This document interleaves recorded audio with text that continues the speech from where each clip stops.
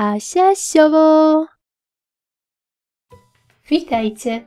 Dziś pokażę Wam, jak zrobić kosz prezentowy w kształcie balona. Szczegółową listę wszystkich potrzebnych przedmiotów znajdziecie w opisie tego filmu. Górę koszyka obkleję tasiemką.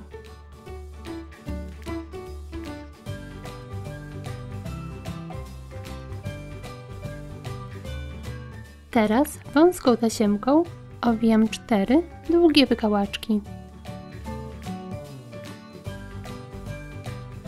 Wykałaczki przyklejam pod lekkim kątem w rogach koszyka.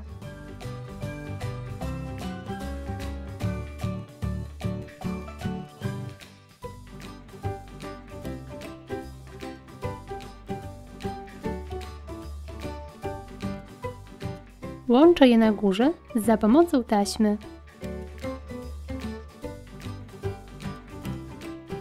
Rozkładam papierowy lampion, umieszczając w środku uchwyt.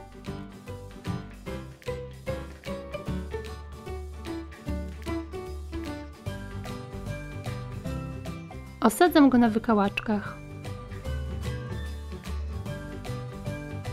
Środek kosza wykładam organsą. Przyklejam ją przy wykałaczkach.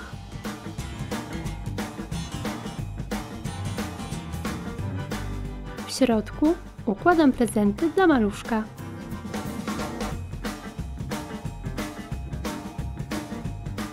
Lampion ozdabiam motylkami.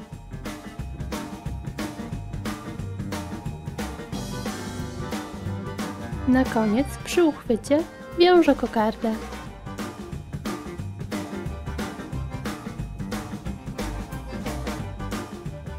I gotowe!